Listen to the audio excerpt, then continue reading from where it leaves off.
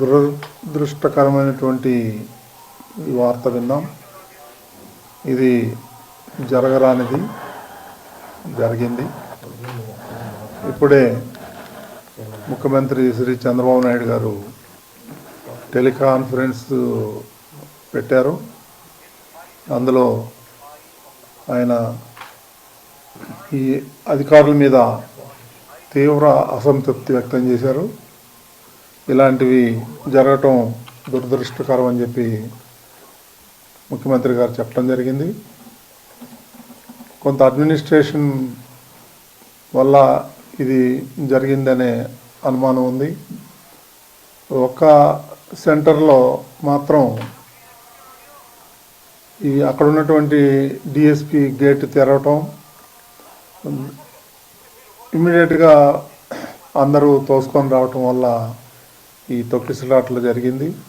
అందులో 6 మంది చనిపోయినట్టు వార్తలు వస్తున్నాయి. ఒక్క బాడీ మాత్రం ఐడెంటిఫై అయింది. మిగిలిన వాళ్ళు ఇంకా ఐడెంటిఫై అవ్వాల్సిన అవసరం ఉంది. అదేవిధంగా రేపు ముఖ్యమంత్రి గారు 11:45కి తిరుపతి వస్తున్నారు. క్షతగాత్రుల్ని పరామర్శించాలని ఆయన ఇప్పుడే చెప్పారు.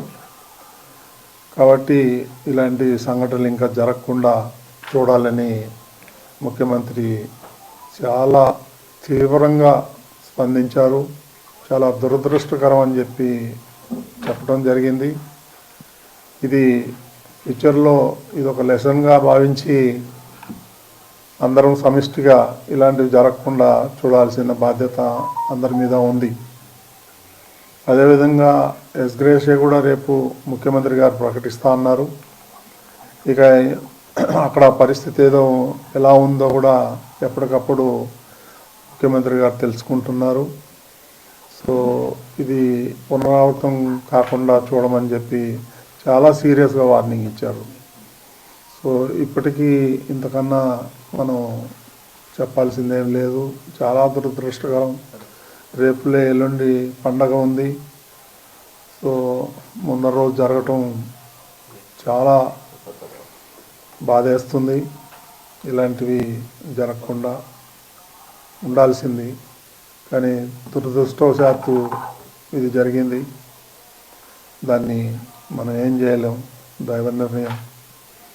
మనం ఖండించటం తప్ప, వాళ్ళకి ఏదైనా సాయం చేయటం తప్ప మనం చేయాల్సింది ఏమీ లేదు.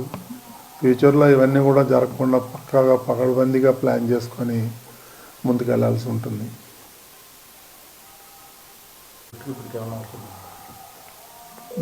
ఈ దుర్ఘటన ఎందువల్ల చోటు చేసుకుంది? తోపులాట 3 చోట్ల తోపులాట జరిగింది. ఇది ఎందువల్ల చోటు చేసుకుందని మీకు ప్రాథమికంగా మీకన్నా సమాచారం వచ్చింది? ఇదే ఒక చోటది వచ్చింది సమాచారం. ఒక లేడీ ఏదో అనీజీగా సిక్ అయితే అమ్మాయిని హాస్పిటల్కి తీసుకెళ్ళటానికి ఆ గేట్ తీశారు. ఆ గేట్ తీసినప్పుడు జనం అంతా కూడా ఒకటేసారి రావటంతో తొక్కిసలాట జరిగింది ఒక ప్లేస్లో. మిగిలిన 2 ప్లేస్లో ఇన్ఫర్మేషన్ రావాల్సి ఉంది. అంత అధికారులు ఉన్నారు అక్కడ. కలెక్టర్ ఉన్నారు, ఈఓ ఉన్నారు, అందరూ ఉన్నారు అక్కడ, ఎస్పీ ఉన్నారు.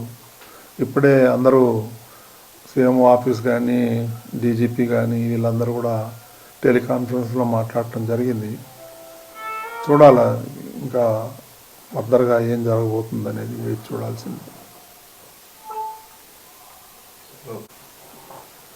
అధికారుల మీద చాలా తీవ్రంగా ఆగ్రహం వ్యక్తం చేశారు. అడ్మినిస్ట్రేషను ఇలా కాదు, పకడ్బందీగా ఇవన్నీ ప్రిడిక్ట్ చేయాలి, ఇది నాకు క్లియర్గా లోపం కనిపిస్తుంది, మీరు చాలా ఈజీగా తీసుకున్నారు, మీరు ఎందుకు ఈ విధంగా చేశారనేటువంటివి కూడా వ్యక్తం చేశారు ఆయన.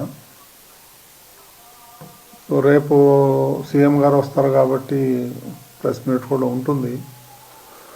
ఇంకా రేపే సీఎం గారే వీటన్నిటికీ అడ్రస్ చేస్తాడని అనుకుంటున్నాను కదా. చేసేదంతా కూడా అధికారులే కదా, ఇంకెవరికి బాధ్యత ఉంటుంది?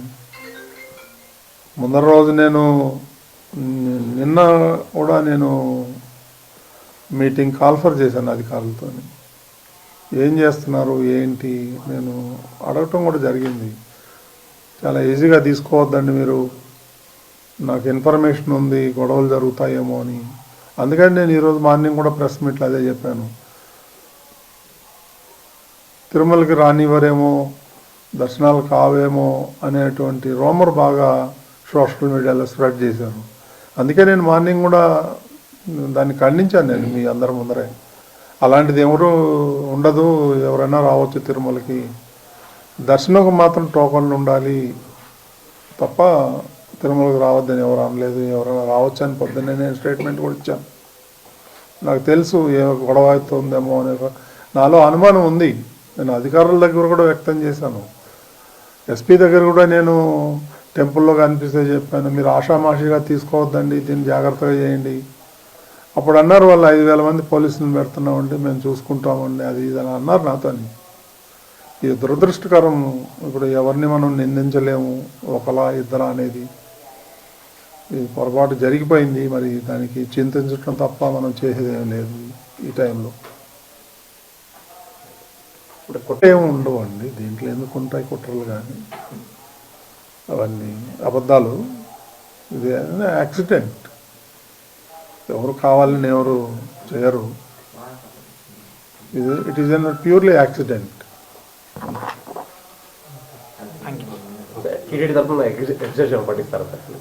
రేపు ముఖ్యమంత్రి గారు ప్రకటిస్తారు.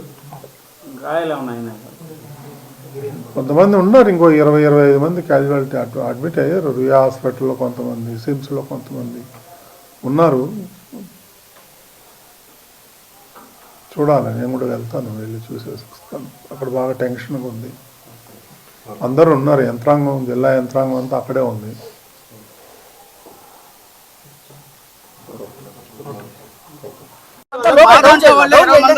ఎనిమిది మందికి ఇబ్బంది పడి, కాళ్ళు చేతులు కూడా ఇబ్బంది పడి, మొత్తం ఒక మనుషులు ఫెయిట్ అయిపోయి ఉన్నారు. అందరూ కూడాను అందరినీ కిమ్స్ హాస్పిటల్ జాయిన్ చేశారు.